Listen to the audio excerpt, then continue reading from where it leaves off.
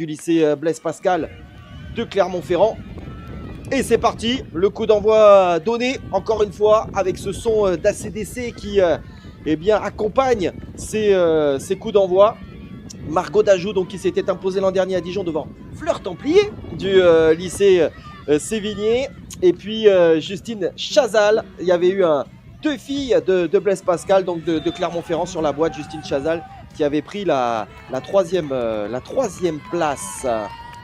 Alors là, est-ce qu'on a des athlètes qui pourraient venir performer alors, qui vient prendre le leadership là aux avant-postes? Alors, on a évidemment des filles encore du lycée Henri Darras de Liévin qui devraient jouer devant, de Fontainebleau, Besançon est présent, le lycée La Hautois qui est déjà monté sur la boîte est représenté par Juliette Gavois. On a le lycée climatique de Font-Romeu avec Agathe Chastagnier, hein, c'est l'un également des sites, des grands sites d'entraînement dans l'Hexagone. Là, il y aura bouchon du côté du lycée climatique de Font-Romeu ces prochaines semaines et ces prochains mois, puisque c'est l'un évidemment des centres d'entraînement et qui va accueillir de nombreuses délégations étrangères là sur le printemps, avant évidemment les stages terminaux, comme on dit, avant la quinzaine olympique. Oui, beaucoup d'internationaux français vont se préparer sur des stages assez longs, de 3 semaines, des stages en altitude. Font-Romeu, c'est la ville historique de la préparation des internationaux et français et extra-français pour préparer les échéances internationales. Alors, on a une athlète là qui s'est bien détachée tout de même du reste de la concurrence. C'est parti très très fort. On va avoir, à n'en pas douter, le passage justement au kilomètre. Ça va nous donner une bonne indication par rapport à hier. Pour l'instant, elle n'est pas passée encore au niveau de cette cellule, et on va pouvoir vous donner, peut-être qu'on va même pouvoir vous le donner avant. C'est un 1057. Est-ce que ce serait Maud Lambotte? Du lycée Louis Pergaud de Besançon? Ça y ressemble. Alors, pour rien vous cacher, voilà, nous on a un retour vidéo similaire au vôtre. La définition, pour qu'il n'y ait pas de problème justement de liaison, est un petit peu légère. Donc voilà, des fois on a un petit peu de mal à distinguer les numéros. Mais on va de toute façon avoir le passage au niveau de cette première cellule. Le petit coup d'œil, l'intelligence de course, là voilà, la cellule elle vient d'être passée.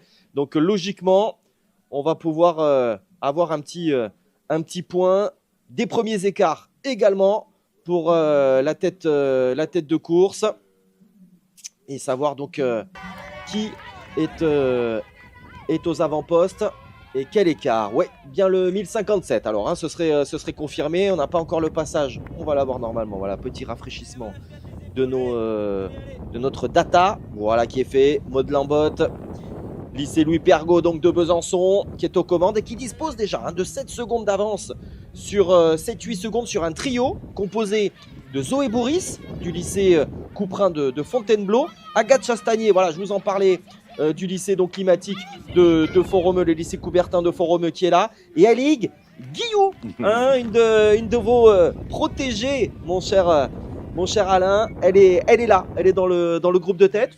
Allez, j'en profite parce que je vous ai à mes côtés.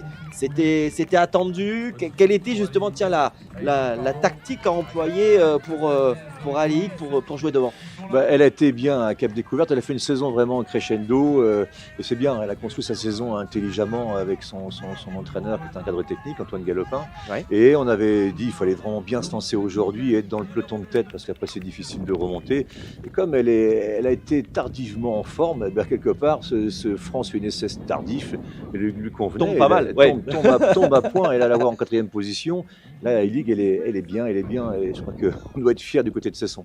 Ouais, c'est chouette effectivement. Et pour l'instant en tout cas, aux avant-postes, Maud Lambotte semble être seule. Vous voyez, donc là on doit être au niveau du deuxième groupe. On remonte progressivement vers la tête de groupe, vers Maud donc qui a pris les devants. Je regarde juste en un mot si Maud était à nos côtés l'an dernier du côté de Dijon. Non, je l'ai pas en résultat. On regardera, et puis bien sûr elle nous dira ce qu'elle pratique et à quel niveau, bien sûr. Hein. On a vu là avec Lénie tout à l'heure qu'on était avec des athlètes vraiment d'un très gros calibre.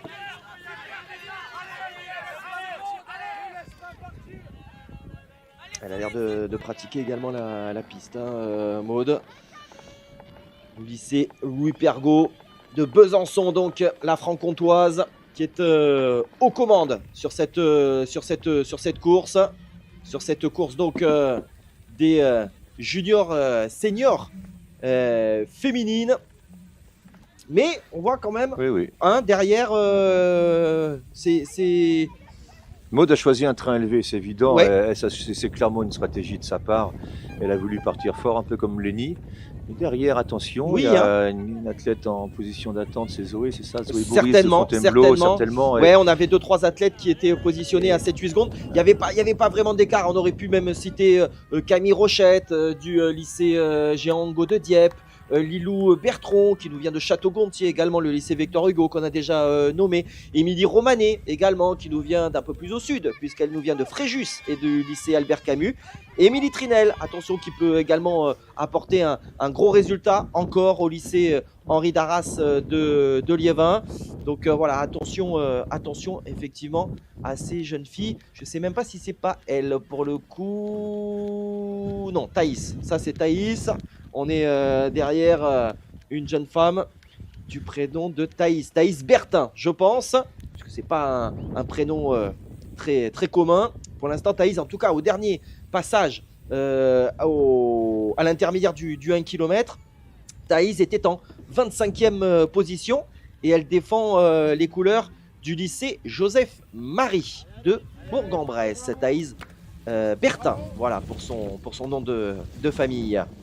Allez, c'est en train, semble-t-il, Alain, de revenir hein, quand même progressivement. Et ça risque de nous offrir une course assez palpitante. Ouais, là, on va voir quelque chose de différent. Je crois que c'est pas écrit encore cette course et ça en fait encore plus d'intérêt pour cette course des juniors filles. Ouais, donc attention. Est-ce qu'elle a présumé de ses forces? Seule elle a la réponse à cette question. Mais on a l'impression que derrière, il y a une dynamique positive de course. Donc forcément, il peut y avoir une jonction, comme on dit en cyclisme, tout à l'heure entre ces deux athlètes. Alors, pour l'instant, c'est Maud donc, qui est aux commandes. Est-ce qu'on va pouvoir identifier effectivement l'athlète qui est en capacité de lui revenir dessus? 1623. Oui, c'est donc Aïlig Guillou qui est là. Oui, Aïlig, ça fait plaisir. Oui, j'imagine. Maillot. J'imagine. Elle est bien, on la sent bien, je la connais parce que ça fait donc 3 années que je la suis. Elle était au championnat du monde scolaire à Rio de Janeiro cet été avec moi, vu que le lycée Sévigné avait gagné les France estivales. Donc on a l'équipe qui gagne le France, va représenter la France aux mondiaux à Rio. Elle avait fait médaille de bronze sur le 1500 mètres à Aïlig. Et là aujourd'hui on le voit au cross, mais on la voit vraiment bien dans le regard. Alors, on la sent très déterminée. Donc attention, Aïlig est en forme. Allez, elle est en train de matcher tout simplement pour la victoire individuelle sur cette course des juniors et seniors féminines, ce qui promet d'être passionnant vraiment là cet emballage final avec Maud Lambotte, donc toujours aux commandes, qui est rejoint progressivement par Zoé Boris. Alors, comment ça va se jouer? Ouais, très clairement, il y a un suspect dans cette course parce qu'on a une athlète qui est partie largement en tête, qui dominait cette course. Et derrière, il y a une athlète vraiment qui est en dynamique positive dans sa course. Et c'est vrai, quand on se fait rattraper après avoir mené aussi longtemps une épreuve, pour le moral, c'est jamais simple. Mais là, on voit que ça va se faire à deux. Et comme hier dans les courses des collégiennes, il y a eu beaucoup de sprints, de fin de course qui ont déterminé le vainqueur. Allez, donc pour l'instant, elle est en train de se faire reprendre. Ah, et oui, alors ces images de drone, on l'a dit, hein, sont malheureusement pas aussi nettes, pas aussi belles que celles que nous pouvions avoir hier. Ça, c'est une certitude. On n'est plus sur un temps de cross aujourd'hui. Voilà, le passage, une nouvelle fois, de cet obstacle de cross équestre. Donc je crois qu'elle va temporiser maintenant. Elle a rattrapé Maud, Zoé, et elle va temporiser et ça va se passer à mon avis à la fin, cette affaire. Donc ça va être chaud. Regardez-les, très belle allure. C'est une jolie course qu'elle nous offre, ces deux athlètes, Maud et Zoé. Ah, superbe, superbe. En tout cas, ce mano à mano qui se précise. Avec voilà, Zoé qui. Aïlig, pardon. Ouais. Qui est en train de passer et de prendre le meilleur, j'allais dire, sans forcément faire une accélération. Non, en tout cas, visuellement, c'est plutôt au train que ça se fait. Ah ouais, c'est au train qu'Aïlig prend les devants. Je la sentais bien et là, on voit qu'elle est déterminée. Sa foulée est posée, elle est efficace. Je crois que rien se déforme. Regardez, techniquement, c'est nickel. Donc, waouh, ça, c'est très important pour elle. Ouais. Ah oui, là pour le coup, Maud ne peut suivre le rythme imposé par Aïlig Guyou, donc qui est en train d'aller peut-être remporter ce succès pour le lycée Sévigné. Ça a l'air en tout cas de se faire de manière ferme et définitive, en tout cas de manière irrémédiable, parce que là nous sommes sur vraiment les dernières encablures. Donc on a vu Clervy-Chagot à Nantes, aux France, qui avait gagné. Et là, ça serait la deuxième victoire individuelle d'un élève de Cesson, donc de l'Académie de Rennes. Donc forcément, c'est une locale de l'étape. Et c'est important pour la Bretagne d'avoir une fille qui gagne la compétition. Et c'est important. Elle fait au-dessus de ce qu'on pensait. Et donc c'est une vraie performance que réalise Aïlig Guyou aujourd'hui. Et je crois que toute la famille, également toute la communauté de Sévigné qui suit la course sur la télé, doit être en effervescence de voir devant cette course, cette superbe course d'Aïlig Guyou. C'est la perf d'Aïlig. Allez, le duel qui n'a pas duré très longtemps, on va dire, j'allais dire à coucher d'une souris. Non, tout de même, parce que Maud est en train de conserver tout de même cette deuxième place. Ça restera évidemment un résultat de très belle facture pour la lycéenne de Besançon, du côté de Louis Pergaud, mais elle semble bien devoir s'incliner. Bon, il en reste des mètres. J'ai peut-être dit l'emballage final. On est 12 minutes, plus de 12 minutes de course, 12 minutes 30 si je ne m'abuse. Voilà, il reste encore. Elle n'a pas été totalement décrochée, Maud. Non, mais on sent Aïlig en totale maîtrise de son allure actuellement. Donc, on a quand même l'impression qu'elle est en ballottage favorable pour cette course. Mais encore une fois, qu'il est important de construire une saison sur toute sa durée, qui dure 2 à 3 mois. Elle n'était pas au top en décembre et elle me faisait part un peu de ses inquiétudes. Mais non, il fallait être patiente. Et aujourd'hui, elle est là. Elle a été en forme à 4 découvertes pour France donc il y a 15 jours. Et aujourd'hui, elle réitère, elle confirme son super état de forme de fin de saison. Regardez. Ah, elle est forte. Elle allonge la foulée. Pas de problème. Aïlig essaie.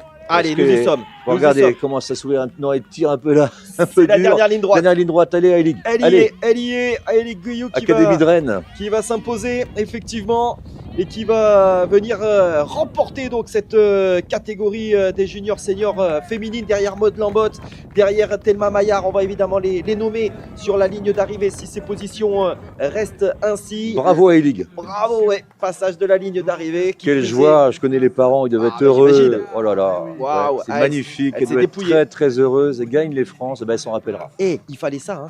Il fallait Bien ça sûr. parce que Maud est juste Ouais. derrière. Maud échoue à 6 secondes, dont l'écart ne s'est pas accru. Et regardez derrière Thelma du lycée général de Bourgoin-Jailleux qui termine à 10 petites secondes. Fallait pas s'endormir pour Aïlig. Félicité comme il se doit par ses collègues. Agathe et Lily C'est sympa, qui ont ça. couru chez les cadettes. Alors ça c'est la surprise. Vraiment Aïlig, tu as été superbe là. Ouais, chapeau. On va saluer également Agathe Chastanier qui termine 4e, la lycéenne de Font-Romeu qui termine à 17 secondes.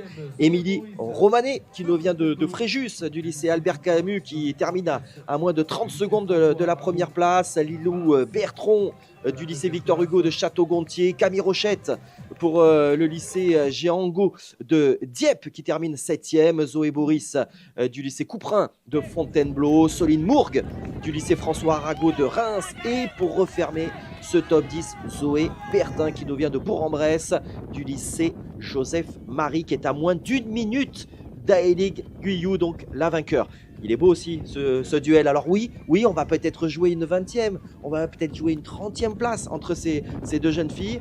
Mais encore une fois, on ne le dira jamais assez, il faut aller chercher la moindre place, le moindre point. Ça peut faire la différence pour le classement ensuite collectif. On aura le classement officiel vers 13h et je peux vous assurer que les podiums et les places d'honneur se font toujours à la place. Et beaucoup d'enseignants, il manque 2 places pour faire podium aux France, c'est la déception. Et les collègues, moi grâce à une place, je décroche une médaille mémorable pour le lycée. Donc ces athlètes, ces élèves le savent. Les professeurs ce matin ont tous rappelé que chaque place vaut de l'or. Donc je peux vous dire que sur les 100 derniers mètres, elles vont rien lâcher. On va les retrouver évidemment, les athlètes du top 3 à nouveau sur le podium. On débriefe un petit peu, Elik qui est en train de débriefer justement. Avec Nicolas Roger, un professeur de PS du collège de Bru, spécialiste de cross et de demi-fond. Forcément, il y a un brief important là. Ouais, encore quelques instants. 13-29, 13 minutes 29 pour le chrono cette année ici donc sur le domaine des Ormes. C'était 13-04 l'an dernier du côté de Dijon, de manière générale. Les chronos sont un tout petit peu plus élevés. On va retrouver évidemment les réactions au micro de Benoît Daniel. Bravo. Alors pour rien cacher, on n'a pas tout vu parce quand la différence s'est faite, j'ai l'impression un peu dans la boucle. Raconte-nous ce qui s'est passé. Déjà juste le début de la course, c'est parti super vite, beaucoup trop vite pour moi. J'aime pas trop ces parcours-là, je préfère les côtes. Donc c'était beaucoup trop rapide sur le début pour moi. J'ai essayé de rester dans un groupe de 3 d'abord, rester un peu caché. Et quand il a fallu entamer la moyenne boucle, je me suis dit que j'allais essayer de la chercher, mais elle était déjà très loin. Et donc je remontais petit à petit, ça me faisait vraiment du bien. Surtout que là-bas, il y a un peu de boue, un peu de côte, c'est ce que je préfère, où je suis la plus à l'aise. Donc du coup, je suis remontée à elle, j'ai fait quelques mètres, et quand je sentais que j'étais bien et que c'était mon parcours de prédiction, entre guillemets, je suis partie et ça a tenu, mais c'était dur. C'était dur, mais j'ai l'impression que plus c'est dur, plus t'aimes ça, non? La difficulté, c'est ton domaine, hein? Oui, vraiment, j'aime beaucoup ça. Parcours plat comme ça, comme aux États-Unis, je suis pas fan, ça va trop vite. Et donc aujourd'hui, c'est vrai que c'est grâce à ces petites difficultés que tu as réussi à faire la différence. Et quand ça commence à faire mal aux jambes que tu te sens le mieux? Oui, c'est surtout ça, parce que j'aurais pas pu faire la différence, je pense, juste sur un parcours comme ça. Donc ça m'a quand même bien aidé là-bas. Et c'est quand j'ai vraiment mal aux jambes que je peux relancer. Et est-ce que tu te fais régulièrement mal aux jambes? C'est quoi ton rythme d'entraînement hebdomadaire, annuel? Je suis à 6 entraînements semaine à peu près. Et dedans, je fais une muscu. Autrement, je fais pas mal de footing long, entre guillemets, pendant la période de cross. Et voilà. Mais 6 entraînements semaine. Le travail paie. Et oui, c'est ça. Bravo, on peut l'applaudir très fort pour cette magnifique course. Et on peut applaudir très fort également à la 2e place. Maud Lambotte, qui est partie très fort. C'est ça, Maud. T'as voulu vraiment frapper très fort d'entrée dans cette course. Oui, par rapport à Cap Découverte, c'était tout plat, c'était un peu plus format piste, on va dire. Du coup, je suis partie un peu comme sur de la piste. Je paye un peu à la fin, mais tant mieux parce que ça m'a permis de faire ma 2e place, je pense. Ouais, parce que t'as pas craqué non plus. T'es tombé sur une fille qui a fait une très belle course, mais t'as été là jusqu'au bout. Oui, voilà. Je me suis pas décisée quand elle m'a doublé, donc c'est ça qui a fait que je suis mise 2e, je pense. Et c'est avant la course, t'as décidé de partir toute seule et je vais essayer d'aller jusqu'au bout comme ça? Non, pas forcément, mais vu que c'était plat, je sais pas, je me suis enflammée, j'ai cru que c'était de la piste, je suis allée à fond et puis bon, tant pis. Mais ça va, je trouve que je craque pas trop, ça va. C'est peut-être assez d'essai aussi dans la guitare électrique. Au début, tu t'es dit, allez, j'y vais, la musique, là, allez, j'y vais comme une balle. Raconte-nous un peu ton quotidien d'entraînement. Toi aussi, c'est entraînement tous les jours? Je suis en section athlée, donc oui, c'est à peu près 5 entraînements par semaine. Avec footing plus séance, cross, là, parce que c'était la période des crosses. Et puis après, piste. Et là, il y a la piste qui arrive bientôt, c'est ça? C'est une saison qui te plaît, ça? Oui, je sais pas si je préfère la piste ou les crosses, mais je crois que je préfère quand même la piste. C'est plat, voilà. Et en tout cas, bravo pour cette belle performance, cette belle 2e place, on peut l'applaudir. Thelma Maillard qui nous vient du lycée Loiselet. À Grenoble, c'est ça? En Isère? Non, pas du tout. C'est le Nord-Isère, en effet. Et je m'entraîne avec le CS Bourgoin-Jallieu. Le CS Bourgoin-Jallieu, c'est le club de rugby, on aime le combat dans cette région-là, non c'est ça? Oui, mais il y a aussi de l'athlé un peu quand même. J'ai l'impression qu'il y a de l'athlé, mais c'est une région aussi où on aime les bosses, les côtes. Tu t'es bien senti sur ce parcours? Bah, il y a un peu de tout, mais moi j'aime beaucoup que ça soit le cross ou la piste. Je commence à un peu aimer les deux. De base, je suis plus une pistarde. Et je pense que là, c'était un peu un parcours pour moi parce qu'il y avait des tas de relances. Et ce que j'aimais, c'est que vraiment m'accrocher auprès de quelqu'un et me dire faut que j'aille la chercher celle-là. Je voyais les premières et les deuxièmes, elles m'ont bien poussée, c'était mon seul repère. Et je voyais la quatrième qui s'accrochait et tout, donc c'était vraiment cool. Il y avait tellement de relances que c'était génial. On ne pouvait que s'accrocher et aimer ce parcours, je pense. Ouais, le parcours et aussi, contrairement à la piste, le cross, c'est ce départ avec 100 concurrentes, la bataille, le contact. T'aimes ça aussi parce que c'est ça le cross aussi, hein? Oui, j'aime énormément ça. Par exemple, à Cap Découvert, c'était vraiment fun, surtout au niveau du virage très serré, c'était un peu mon fun. Quand on est beaucoup, je pense que là où il y a la bagarre, c'est mieux. Et je pense qu'on a plus envie de serrer les dents qu'autre chose. Et on a la haine un peu quand on court et je trouve ça trop bien. Le dépassement de soi, voilà, vous l'avez parfaitement représenté aujourd'hui. Bravo les filles et on vous retrouve peut-être tout à l'heure pour la performance collective. Vous avez surveillé ce qu'ont fait vos copines ou pas?